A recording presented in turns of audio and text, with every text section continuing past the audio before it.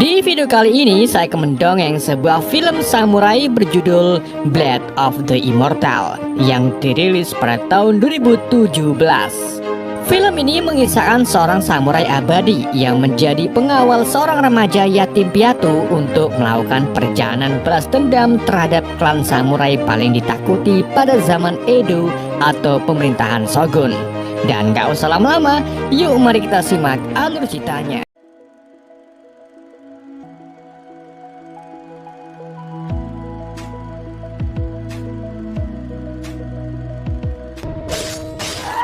Berawal dari seorang samurai legendaris bernama Manji yang melakukan pembasmian kepada polisi korup yang bersarang di dalam pemerintahan Shogun. Dalam tugasnya, Manji menjemput adiknya yang bernama Machi. Ia terlihat mengalami depresi dan trauma yang sangat mendalam. Saking depresinya, Machi menyebut kalau tai kebo yang ia pegang adalah aram-aram isi daging ayam.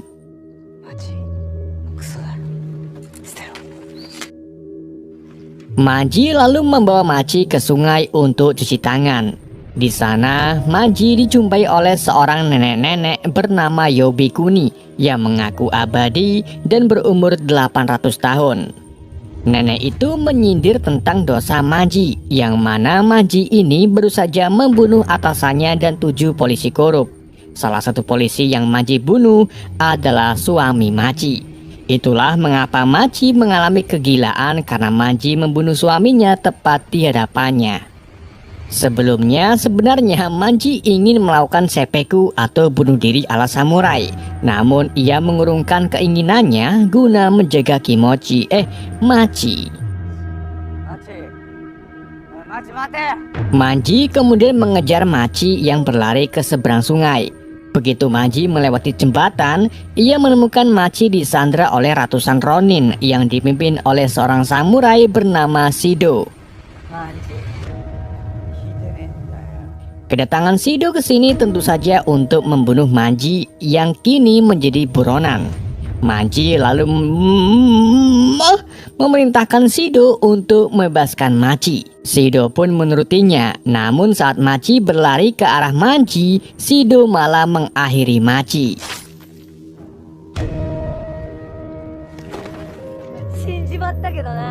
Hal itu pun membuat Manji marah. Ia mengunus 2 pedang katanyanya dan mulai membasmi para ronin yang ada di depannya.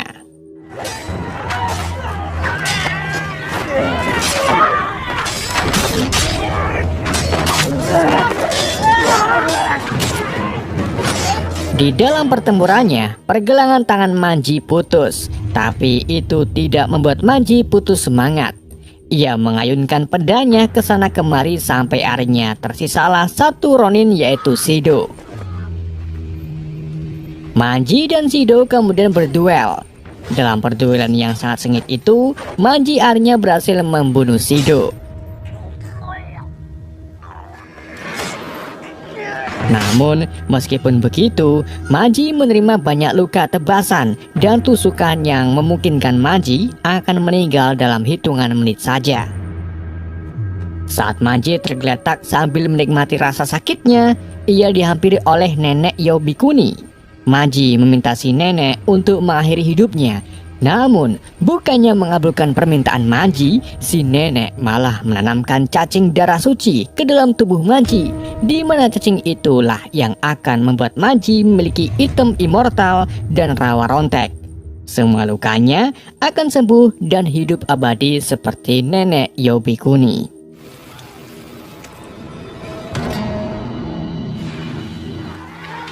Scene berpindah ke 50 tahun kemudian, di mana kita diperlihatkan sebuah sekolah samurai dojo yang dikelola oleh Tuan Asano. Asano memiliki seorang putri bernama Rin yang sangat menggemari bela diri dojo. Sebenarnya, Ibu Rin bernama Toki tidak setuju dengan minat putrinya dan ingin putrinya itu menjadi seorang TikToker. Namun mau bagaimana lagi, karena pada zaman itu TikToker sebelum ditemukan.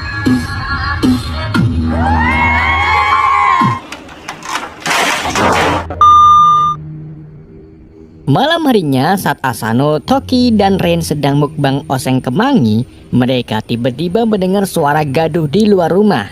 Asano pun langsung pergi keluar dan mendapati sekelompok samurai lain sudah ada di halaman rumahnya. Kelompok itu dipimpin oleh seorang samurai handal bernama Anotsu Kagehisa. Ia mengungkapkan bahwa kelompoknya adalah bagian dari klan Itoryu, sebuah klan yang tidak peduli dengan sekolah, disiplin, atau jenis senjata. Tujuan Itoryu adalah untuk menang. Asano tentu saja mengenali klan Itoryu sebagai klan yang arogan karena mereka sudah menghancurkan sekolah samurai di seluruh wilayah Edo. Anotsu lalu mengatakan kalau semua murid Asano sudah ia bunuh dan meminta Asano untuk bergabung ke dalam klannya. Karena merasa tidak dihormati, Asano pun menolak dan mencoba menyerang Anotsu. Tapi sayangnya Asano dengan mudah dibunuh oleh Anotsu.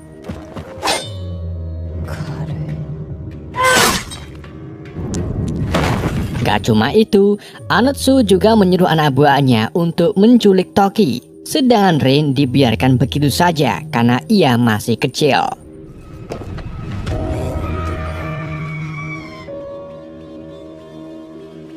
Keesokan harinya, Rin berdoa untuk kematian ayahnya. Ia juga berlatih sendirian guna membangun keterampilan pedangnya. Namun di saat itu juga, Rin didekati oleh nenek Yobikuni yang menanyakan tentang rencana Rin setelah kematian ayahnya dan kepergian ibunya. Rin lalu mengatakan, aku akan mencari ibuku dan membunuh semua anggota klan yang telah menghancurkan keluargaku, Nek. Mendengar hal itu, si nenek pun menyarankan Rin untuk menyewa pengawal atau ronin yang tidak bisa mati. Siapa lagi kalau bukan Manji. Rin kemudian pergi ke pedesaan Edo untuk menemukan pria yang dimaksud oleh nenek Yobikuni. Setelah bertanya-tanya kepada penduduk setempat, sampailah Rin di sebuah gubuk antah berantah. Di sana Rin bertemu Manji yang sedang memotong kayu bakar. Begitu Manji menengok, ia langsung terkejut karena Rin ini sangat mirip dengan adiknya, yaitu Kimochi Machi. Rin lalu mohon kepada Manji untuk membalaskan dendam ayahnya. Ia juga memberitahu Manji kalau dirinya mendapatkan info tentang keabadian Manji dari nenek Yobikuni. Tapi karena mengetahui permasalahan Rin bukan urusannya, Manji pun menolak untuk membantu Rin dan akan mengantarkan Rin pulang ke desanya. Malam harinya saat Rin berjalan melintasi jembatan, ia tak sengaja bertemu dengan Kuproi Sabato, salah satu anggota klan Itoryu yang mendekap Rin saat ibunya diculik. Sabato kemudian dengan sengaja menunjukkan kelapa ibu Rin yang terpasang di punuk baju zirahnya. Hal itu tentu saja membuat Rin naik pitam dan mencoba menyerang Sabato menggunakan puluhan siruken. Akan tapi Sabato dengan mudah menangkisnya. Di waktu yang sama, datanglah Manji. Manji kemudian bertarung melawan Sabato. Namun Sabato mampu mengalahkan Manji dengan menusuk jantungnya. Dari sini, Sabato mengira Manji sudah mati. Tapi saat Sabato hendak mengakhiri Rin, tiba-tiba ia ditusuk oleh Manji dari belakang. Sabato pun terkejut mengetahui Manji masih hidup. Dan akhirnya Sabato tewas di tangan Manji. Dari sini Rin percaya kalau Manji adalah samurai yang abadi, di mana luka tusukan di dadanya kembali merapat dengan waktu yang sangat singkat.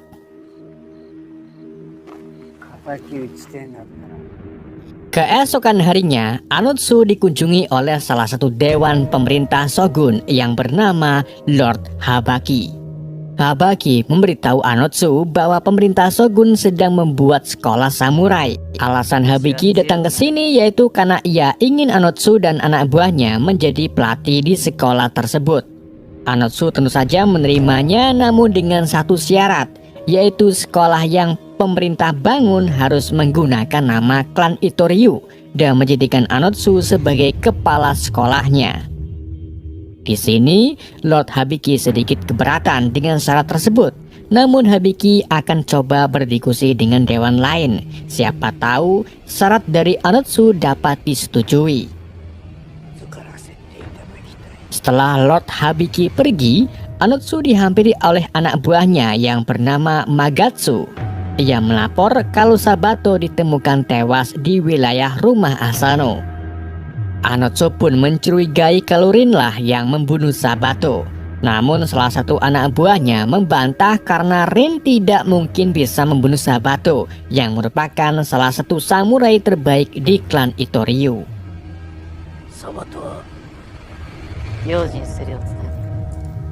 Di hari berikutnya, Rin disuruh Manji untuk mengasah semua pedangnya di rumah pengasah. Di sana, Rin menemukan pedang milik ayahnya yang sebelumnya diambil oleh salah satu anggota Itoryu. Orang yang mengambil pedang itu ternyata Magatsu.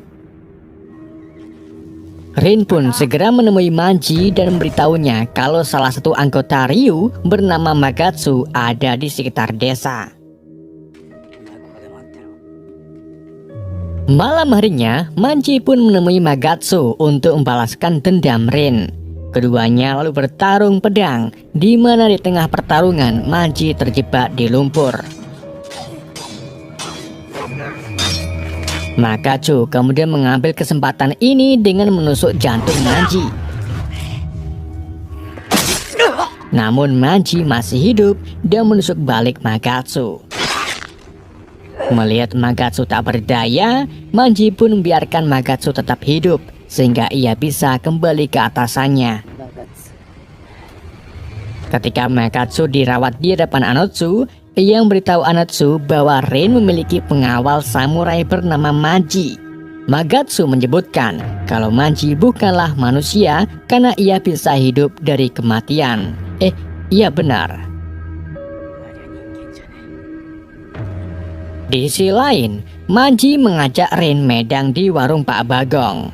Saat Manji sedang duduk, ia didatangi seorang biksu yang tahu semua tentang Manji dan Rin. Biksu itu lalu membuka ceting di kepalanya dan mengaku sebagai anggota klan Itoryu bernama Shizuma Ieku. Shizuma rupa-rupanya ingin mengajak Manji bersatu untuk membunuh Anotsu. Namun Manji menolak karena ia tidak mudah percaya dengan orang asing. Saat Manji menyuruh Shizuma pergi, Shizuma secara tiba-tiba menyerang Manji dan terjadilah pertarungan. Manji akhirnya berhasil membunuh Shizuma, akan tapi gak lama kemudian Shizuma bangkit kembali. Shizuma lalu mengungkapkan kalau dirinya sama seperti Manji, yaitu diberi cacing darah cuci oleh nenek Yobikuni. Ia mengaku telah hidup 200 tahun dan sudah menyaksikan orang terdekatnya mati dimakan usia. Setelah Shizuma pergi, Manji tiba-tiba merasakan sakit yang luar biasa. Ternyata Shizuma telah mengoleskan pedangnya dengan sesuatu yang membuat cacing darah di tubuh Manji melemah. Rin lalu pergi untuk mencari seorang mantri. Namun tiba-tiba Shizuma kembali muncul dan menculik Rin. Shizuma kemudian membawa Rin ke sebuah gubuk di mana ia akan membunuh Rin. Namun sebelum itu terjadi, Manji datang.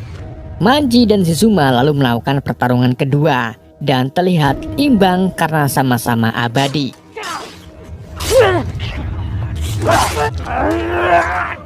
Di tengah pertarungan, Shizuma menaburi cairan ke mata pedangnya. Cairan itu ternyata racun cacing darah yang Shizuma temukan di Tibet.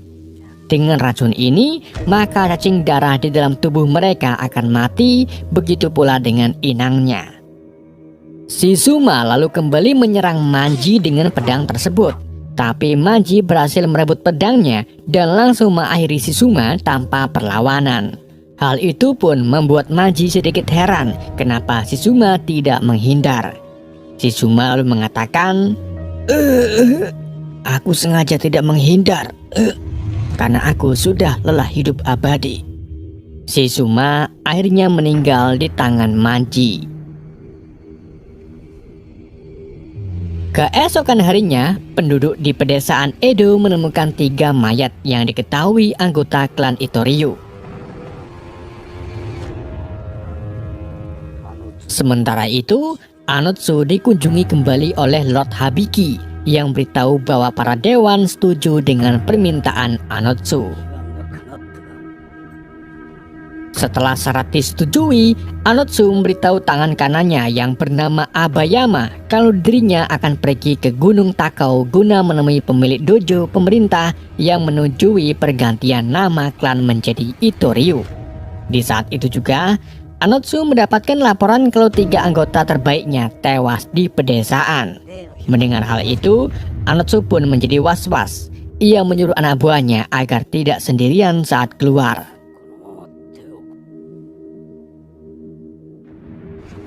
Malam harinya, Anotsu pergi ke tempat hiburan malam.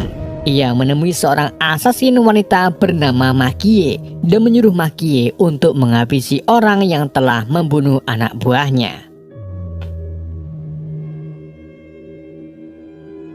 Di hari berikutnya, saat Manji dan Rin baru saja keluar dari warung, mereka bertemu dengan Makie yang menyamar menjadi pemain kentrung. Makie meminta Manji untuk pergi ke gang sepi. Begitu sampai di gang sepi, Makie langsung mengeluarkan tongkat berbilah, kemudian mengungkapkan kalau ia akan membunuh Manji karena telah mengalahkan 13 anggota Itoryu dalam waktu sehari.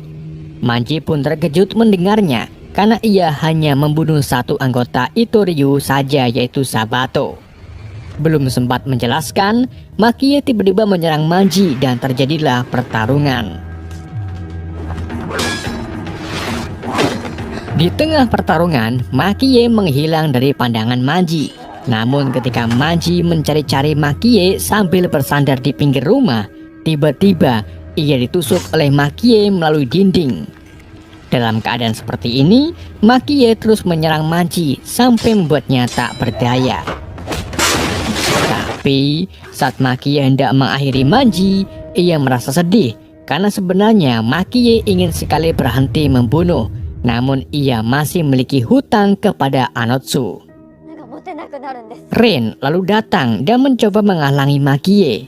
Melihat Rin penuh dengan penderitaan, Makie pun memilih untuk membiarkan Rin hidup dan meminta Manji untuk menjaga Rin.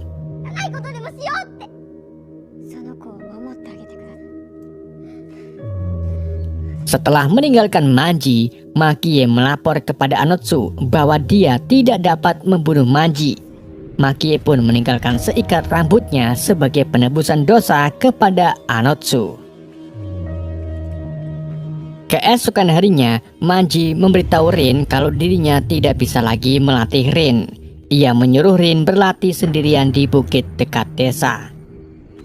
Selagi Rin pergi ke tempat latihan, Manji pergi ke makam adiknya.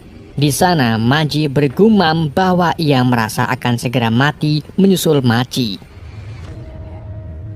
Setibanya di tempat latihan, Rin tak sengaja bertemu dengan Anotsu yang sedang berlatih kapak milik kakeknya.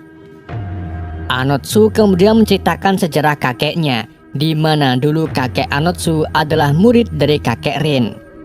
Pada saat dojo diserang oleh sekolah lain, kakek Anotsu membantu kakek Rin dengan menggunakan senjata kapak tersebut. Meski kakek Anotsu berhasil melindungi kakek Rin, tapi kakek Rin tidak setuju jika sekolah dojonya diwariskan ke kakek Anotsu, karena memang seorang samurai dilarang menggunakan senjata selain pedang katana. Alhasil, sekolah itu pun diwariskan ke ayah Rin, yang membuat keluarga kakek Anotsu termasuk Anotsu sendiri saat membenci sekolah dojo milik ayah Rin. Dan dari situlah Anotsu memutuskan untuk membalaskan dendam kakeknya dan menghancurkan klan samurai lain kecuali klannya sendiri, yaitu Itoryu.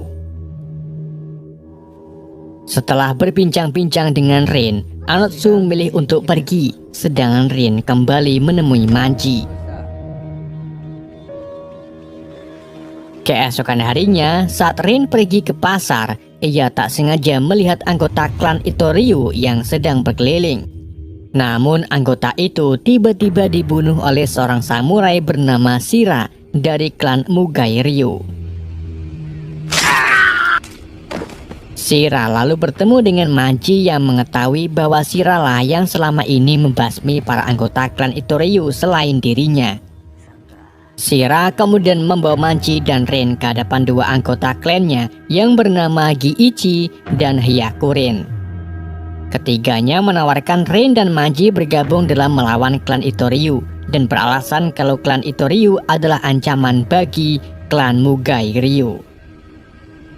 Hyakurin lalu memberitahu Manji kalau salah satu anggotanya berhasil menyusup ke dalam klan Itoryu, di mana menurut informasi Anotsu akan melakukan perjalanan ke Gunung Takao nanti besok dan ia berencana untuk menyerang Anotsu di tengah jalan. Singkat cerita, keesokan harinya, Manji, Rin, dan Shira mencegat pria asing yang berpakaian seperti Anotsu. Namun saat diserang, ternyata itu bukan Anotsu, melainkan seorang wanita yang dijadikan umpan oleh Anotsu. Ketiganya lalu diserang oleh beberapa anggota klan Itoryu. Namun anggota itu berhasil dikalahkan oleh Shira dan Manji.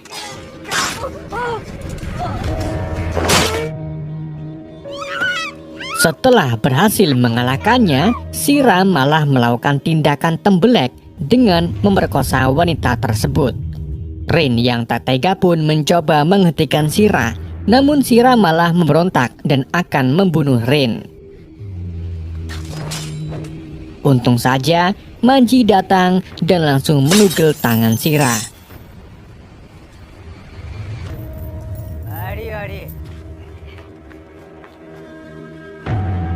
Di malam harinya, Manji memarahi Rin karena sering berbuat tindakan spontan seperti mencegat Shira tadi siang. Manji mengungkapkan kalau dirinya tidak ingin kehilangan Rin seperti kehilangan adiknya. Di hari berikutnya, saat Manji pergi ke pasar untuk membeli growol, ia tak sengaja bertemu dengan Giichi dan Hyakurin yang bertanya tentang keberadaan Shira. Manji pun menyampaikan kalau kemarin dirinya menugel tangan Shira saat ia ingin membunuh Rin. Manji juga menyimpulkan bahwa mereka sebenarnya adalah klan pembunuh bayaran milik pemerintah Shogun dan berencana menghancurkan Itoryu untuk melakukan kejahatan senjata dan membasmi mereka semua sebelum Rin membalas dendam.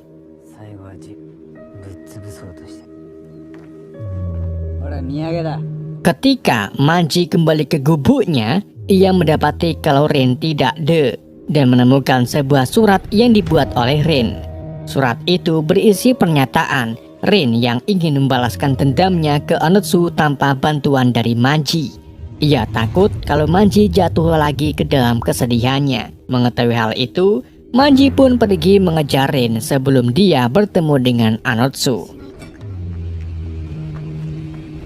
Sementara itu di tempat lain, Anotsu akhirnya sampai di dojo samurai milik pemerintah.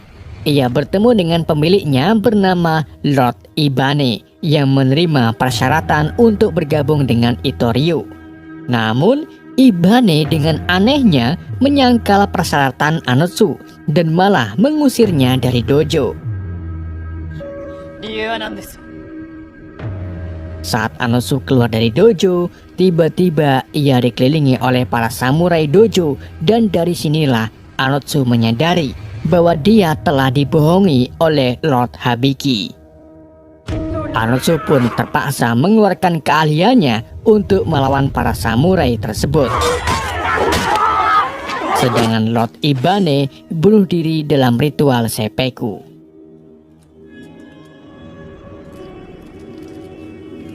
Sementara itu, di dalam perjamuan klan Itoryu, Lord Habiki sengaja meracuni para anggota klan dengan racun tikus.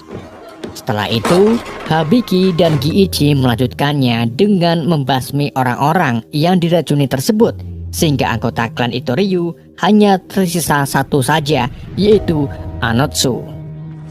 Saat Anotsu melarikan diri, dia berpapasan dengan Rin. Di sini Rin ingin bertarung, tetapi Anotsu menolak karena sedang berurusan dengan pemerintah. Di waktu yang sama, ratusan samurai pemerintah datang. Sementara itu, Manji yang masih mengejar Rin dihadang oleh 3 samurai. Ketiganya menyerang Manji sampai membuat tangannya putus. Akan tetapi, Manji yang sudah membeli immortal berhasil mengalahkan mereka dan menyambung kembali tangannya. Pelarian Anotsu dan Rin akhirnya terhenti oleh pasukan Lord Hibiki yang jumlahnya ratusan. Hibiki kemudian menyuruh pasukannya untuk menyerang Anotsu, tapi Rin menghentikannya dan menyebut Hibiki pengecut. Ketika Rin hendak diserang, tiba-tiba Manji datang. Ia mendekati Rin dan bertanya siapa yang harus aku bunuh. Rin pun menjawab. Manji pun langsung menyerang pasukan Hibiki, begitu pula dengan Anotsu.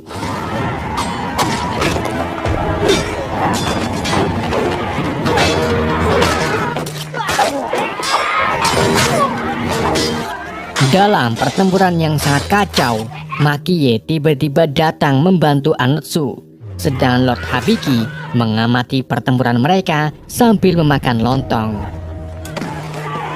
Ketika pasukan Hibiki hampir habis, Shira muncul lalu menculik Rin.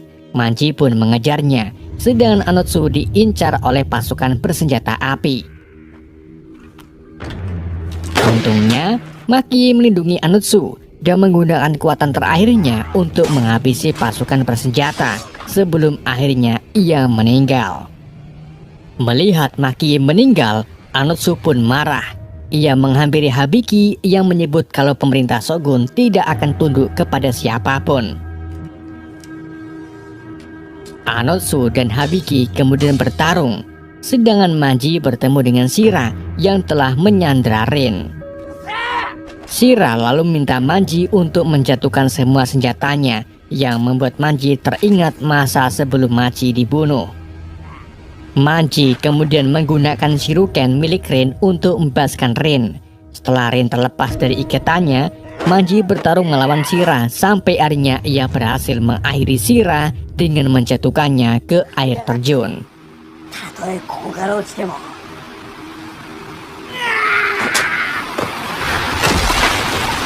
Sementara itu, Anotsu akhirnya berhasil menjatuhkan Hibiki dengan menebas tubuhnya.